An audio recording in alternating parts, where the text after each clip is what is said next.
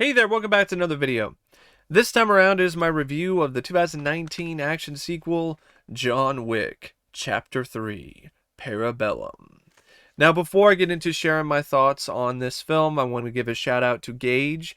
I hope I said the name correctly. If not, I apologize in advance for requesting this review.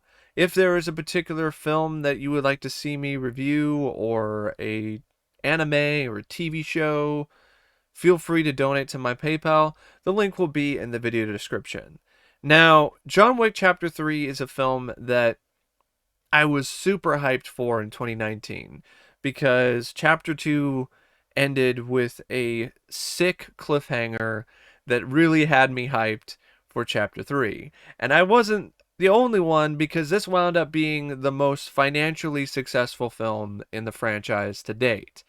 A lot of people were salivating for Chapter 3. And I eventually did see it in the theater in 2019, but my theatrical experience was not the best. I still really enjoyed the movie, but I didn't feel that the film was given a fair shot because of how bad the theatrical experience was. It started off on the wrong foot because I was misled, along with my stepdad, to thinking that we had good seats in the middle of the theater. And the theater at Regal at this time is a theater that is in the back of the building, and it's a smaller theater because I think we saw it not during opening weekend, a little bit later in the run. So that's why it was stuck in this theater in the back. So it was a smaller theater, but that could have been fine if we had good seats, and we thought that we had good seats.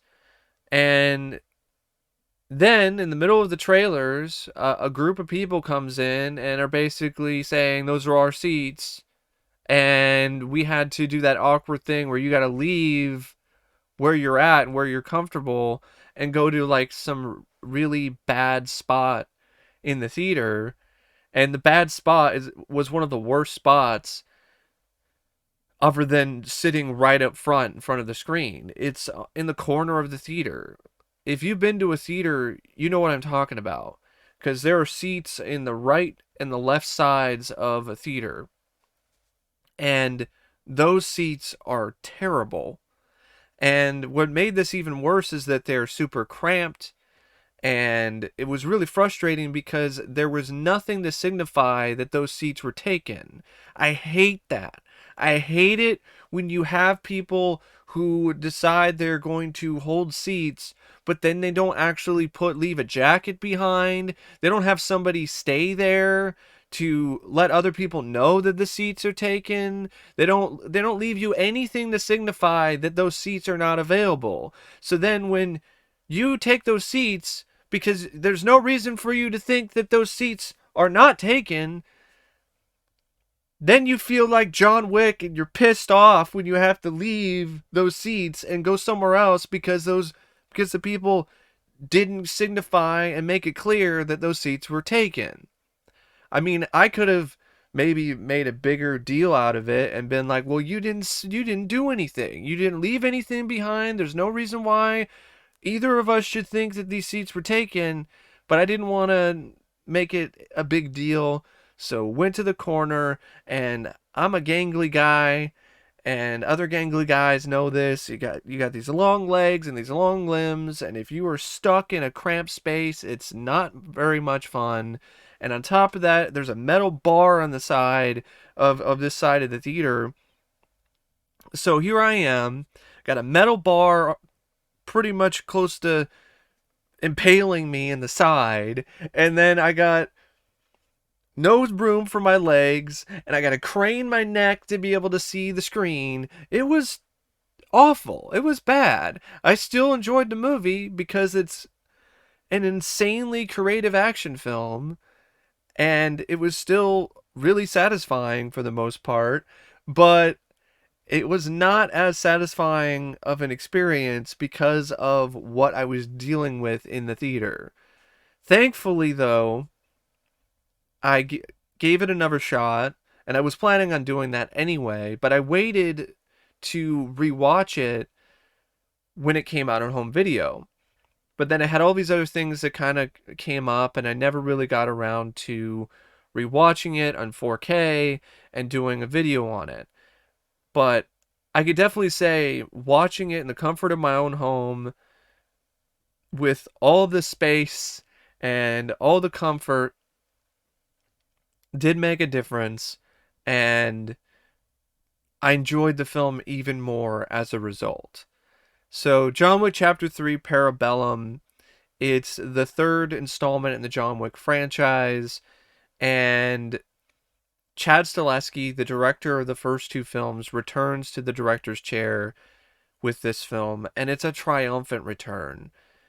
He was already a director that was showcasing that he had a signature style and a really innate ability to get the most out of his action sequences. And with this film, it's as if he's now reached the pinnacle, the peak and the prime of his directing career. He's no longer rough around the edges or just trying to figure things out. Now he has defined and refined his directing ability. And this is just a tour de force of terrific filmmaking when it comes to action sequences with wide shots and really epic, massive size and scope. And not only that, so many sequences in this film are very, very audacious in terms of the risks that they are taking and how many things are happening at once. And I just feel that this entire movie, for the most part, at least when it comes to the sequences that deal with action, it's a symphony of gorgeous destruction and carnage and violence. And it's done in a way that it's just absolutely special. It really is. It's so special to see a maestro of martial arts and action like Chad work his magic. And it also helps that you have a lead in Keanu Reeves who is such an underrated talent in his own right and has his own ability physically as well as acting wise to really showcase the strengths of this character in John Wick. Keanu was always a actor who had a significant presence to him. And he had the ability to get a lot across to an audience without saying much. And his dedication to this role is unheard of for a lot of other actors. Uh, he just kept upping the ante himself. Not only is Chad upping the ante when it comes to his direction and the kind of shots that he's showcasing in a film like this, Keanu is also upping the ante with the preparation that he's putting into this role. I mean, he spent, I think it was 2 or 3 months training for John Wick Chapter 2. For John Wick Chapter 3, he spent 4 months training for Parabellum. Training in terms of martial arts, training in terms of motorcycle riding, training in terms of horseback riding, all kinds of stuff. And this is also a film that is really impressive in other ways, not just the action sequences, just pretty much any sequence. Scenes that are taking place inside an enclosed space, like the Russian theater, sequences that are taking place outside in Morocco or on location. I mean, the sequence in the Sahara Desert is gorgeous. It's visually breathtaking. So there are a lot of scenes in this movie that'll just leave your jaw dropped wide open in terms of how well they are shot. Chad Stahelski's no longer just a guy who can do some really good action directing. He's a guy who can do location shots that are every bit as visually impressive as your high definition nature documentary. Uh, he's a real talent, and honestly, I would be really curious to see what he could do with a franchise like James Bond. I think John Wick has a lot of similarities already with 007, and if you take Chad Stahelski and his talent and his ability to make visuals that really do pop off the screen, and you give him the keys to the 007 franchise, that could be a special collaboration that I definitely think that MGM and Sony should be considering at the very least. That being said, it's such a treat to see Chad evolve as a director and to see his final form here in Parabellum. And the screenplay, it's honestly a little bit too much. And the reason why is there's so many different writers now. It's not only just Derek Kolstad and maybe another writer. Now it's Shay Hatton. Now it's Chris Collins. Now it's Mark Abrahams. So you have like four more. It's not really four more, but you have three more writers that are brought into the franchise. And as a result, there are some moments where it feels a little fractured. It feels like some writers wrote this scene and other writers wrote this sequence, and they try to make it seamless, but it doesn't really feel that way. Um, it's not one of those things where it's awful and it's particularly egregious in terms of how they fit these different visions together, but it is something that's a little bit more obvious than it was in the other films in the franchise, at least to me personally. Um,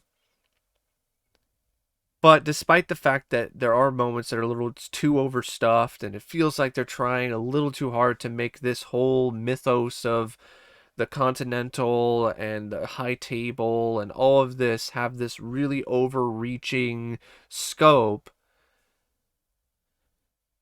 it has some really great stuff in it. And the best things, the highlights of this screenplay is the creativity behind the action sequences. There's action sequences that combine different forms of carnage and violence that I've never seen before in an action movie. Uh, you have sequences in the beginning where it's an all-out barrage of knives. You have John Wick, who now he's excommunicado and now everybody's coming after him, and he hides out in this vintage weapon shop, and the entire scene is just pure insanity of knives and old style guns, but most of it is knives and hatchets. It's unbelievable. And then, if that isn't crazy enough, then there's an action sequence pretty soon afterwards where John Wick is using horses as a weapon. He's using horses in a stable as a weapon, like hitting them, not hurting them or anything, but knocking them enough so then they reflexively kick a guy with their back hind legs. It's the kind of stuff you've never seen before and you never would think would really work together, but it works so well. Combining animals and gunplay, having knives and gunplay, then having a motorcycle sequence. So you have that. So now you have a motorcycle chase and more gunplay. And then later on in the film, you have a motorcycle chase and sword play. And then it just gets even crazier as the film goes on because you have an action sequence with John Wick and Halle Berry's character where they're just taking out like 50, which it seems like 50 bad guys with gunshot after gunshot. And then Halle Berry has these two dogs with her, and these dogs are also getting involved and biting people and taking people out. And it's an absolute orgy of awesomeness. throughout the majority of the movie when it comes to these action sequences. And then you have the climactic sequence in this glass room in the Continental, and John Wick is going up against Mark Dacascos and his men. And then even before that, you had a really exciting, thrilling, badass, brutal shootout sequence where John Wick and Charon from the Continental, the concierge, and Charon's men are going up against the adjudicator and her men, which are these guys in these super armored suits that have body armor and are bulletproof and can take a lot of damage. And this leads to John Wick and company have to be more and this leads to John Wick and company having to be more creative in terms of how they are going to dispatch these soldiers. And the way that they think on the fly is so clever and so smart. Oh, John Wick will be shooting them with the small pistols, and then, oh, it's not doing that much. Well, I gotta incapacitate them enough so then I can put the gun in their neck and shoot them uh, there and find the vulnerable spot. And then they decide, screw that, this isn't enough, so we need some heavier firepower. And then you have shotgun fun. And I am a sucker for shotgun fun. And this is some really high quality shotgun fun in this sequence.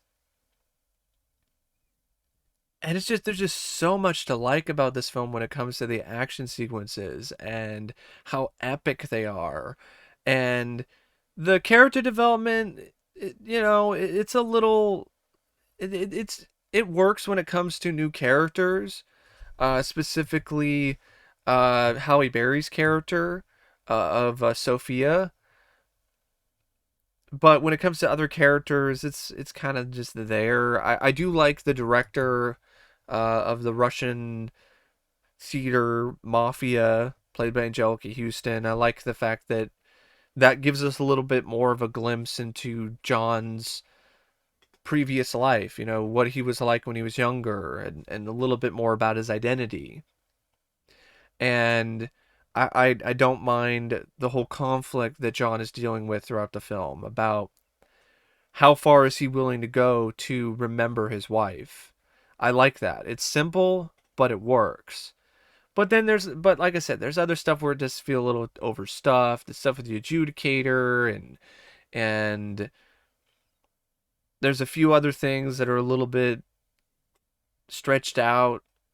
And the ending, I don't, I, it's kind of insinuated that Winston and Sharon betrayed John Wick, and I really hope that's not the case because it doesn't really fit those two characters. Maybe it's one of those things where it seems that way, but really it was something that John Wick already agreed upon beforehand because he realized it was the only way he was going to get out of the situation when they were trying to do a parlay. But I feel that it's one of those things where the screenplay, it's not bad, but like I said, there's a lot. The whole stuff where John Wick is going to try to find the guy who's above the table and walking through the desert, and it's a great looking sequence, but it's a lot. And there's also a lot more gore here in terms of dismembered limbs and stuff. It seemed like that was a point, like, oh, John Wick cuts off his finger, that kind of stuff. And I get it. I understand where they're going there because they're wanting to go a little bit farther. But also another thing that I noticed with this film is that it goes so far and it takes things to such a high level in terms of the creativity and where John Wick goes as a character and the overall setting that I think it's going to be difficult for this franchise going forward to come close to these same heights, let alone top it. It almost feels like they might have done too much here. And I hope that's not the case. And I'm still really curious to see what they can do to maybe even try to top the stuff in this, or try to do something that's a little bit different than I haven't seen before. More new, unique blends of different styles of fighting and gunplay and so on. But I don't know. I think this film sets a really high bar that very few films, I think, are going to be able to get over or reach, let alone exceed it. So it's going to be one of those things that I just got to wait and see. But it might be one of those things where it was just too much of a good thing to the point where it was a little detrimental to the franchise going forward. As crazy as that might sound. And this film once again has a really good cast. And I actually would say this might be the best cast in the entire franchise.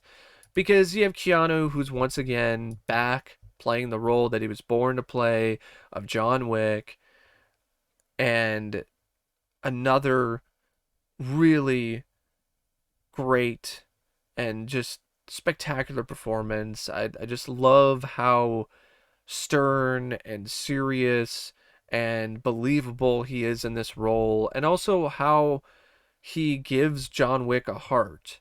And that's a big part of this too, is about him coming to grips with the fact that he needs this dark side of him, the boogeyman, the Baba Yaga, in order to keep this lighter side of him, the side of him that wants to remember his wife and the time that he shared with her, alive. Halle Berry is here as Sophia, and her dynamic with John Wick, her dynamic with Keanu Reeves is really good. I love their dynamic. I love their chemistry. I loved it so much. I wish they were together more, to be honest, because they were such a good pair. And Halle Berry worked her ass off for this, and it really does show because she holds her own in the action sequences every bit as much as Keanu does.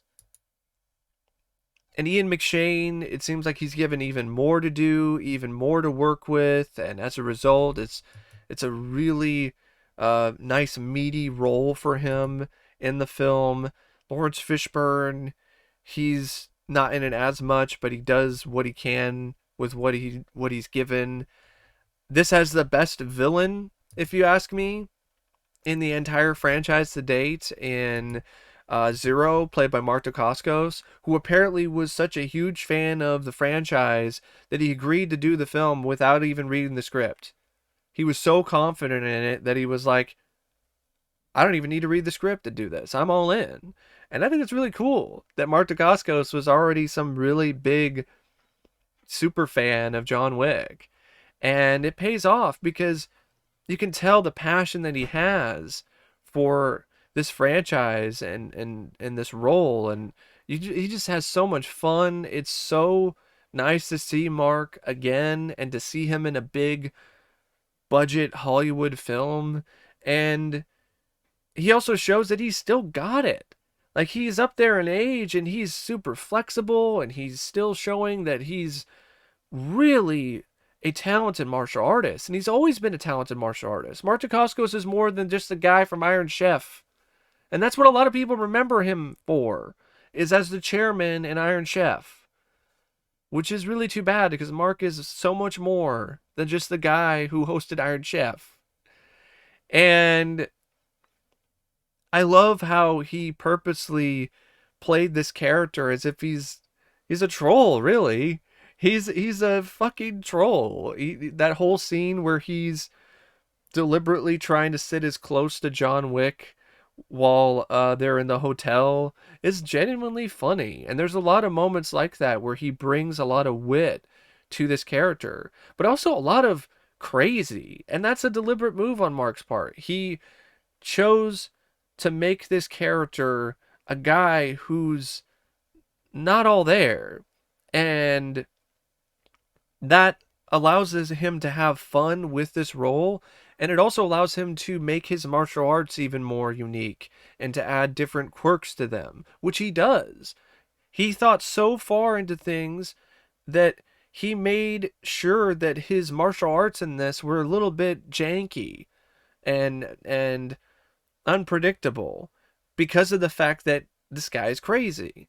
So he took things to another level as a performer and as an actor, and as a result, it's a really nice performance and the best villain in the entire movie, in the entire franchise, in the entire film too. Because there's other villains too. There's the Adjudicator. I mean, Asia Kate Dillon,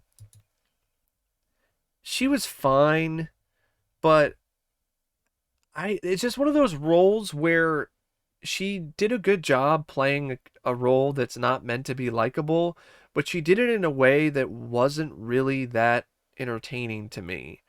I just did not like this character. I didn't like this portrayal. It was just really bitchy and cold. And I think that's the intent, but as a result, it kind of alienates the viewer a little bit too much. I would have liked to have seen her break out of her shell a little bit more, have fun with it. It just seemed like she was just constantly having a stick up her ass for the entire film, and that got old after a while. But the other members of the cast, I mean, you got Angelica Houston as the director.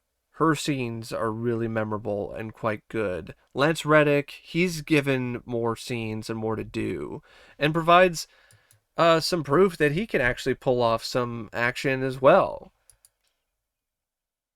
And there's other actors and actresses, but that's really the main cast, and it's a really strong cast. And you even have guys like Boban Marjanovic, who is a basketball player, this big, tall, burly guy. And you have a fun fight scene between him and John Wick early in the film, which is a nice taste of what's to come in the beginning of the movie, where John Wick beats the shit out of him with a book.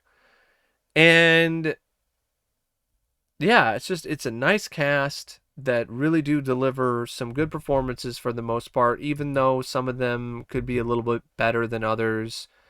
Um, the fact that you've got these two characters who are meant to be Zero's pupils, where I think they are like twin brothers. That was a nice touch too, and they're really talented.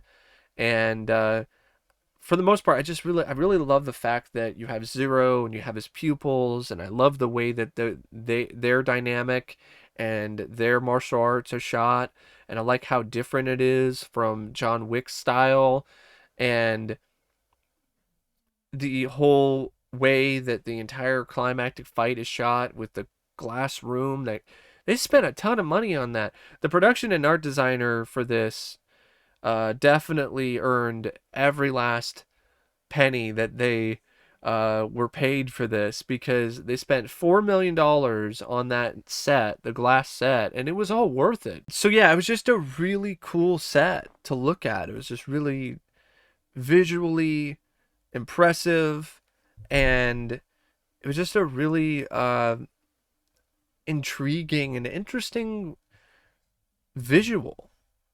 And the rest of the film, in terms of the technique, is also terrific. I mean, the score by Tyler Bates is once again really solid.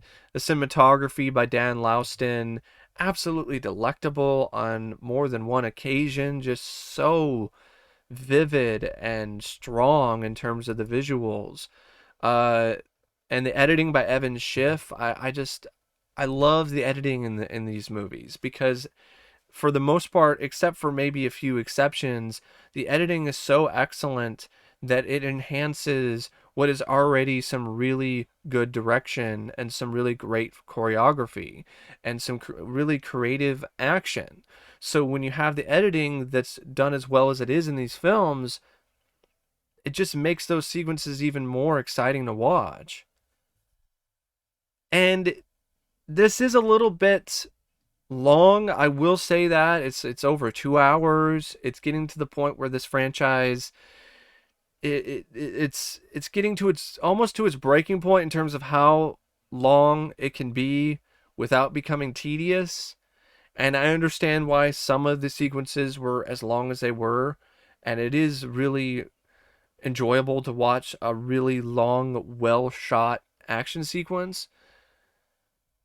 But there are other scenes that are a little bit long that could have been trimmed a little bit. And I don't think that has to do anything with the editor. It's more of the fact that you got all these different cooks in the kitchen when it comes to the screenplay. So that's the reason why there's some things that seem like they're a little bit drawn out. But despite its long running time, it isn't boring. It's not boring in the slightest. There are some moments where it doesn't keep my interest as much, kind of trails off a little bit. So I would say that in comparison to the first film, which is a lean, mean fighting machine, and the second movie, which is a little bit thicker of a cut of meat, but still goes down really well and it still tastes delicious. This is more like a 5 course meal, and it leaves you a little bit stuffed, and in some ways that's really good, but in other ways it's a little bit too much. And I think that's really a good way to sum up John Wick Chapter 3. It's like a 5 course meal from a really high-end restaurant. And it is some of the best action that you are going to get, especially from this decade, and maybe even from the next decade. This was one hell of a way to send off the 2010s when it comes to an action film. And could not have picked a better film to set off the fireworks in such an epic way. Uh, yeah, I don't really know what else to say about John Wick Chapter 3 except thanks for watching my review, and as always, I'll see you later. See ya.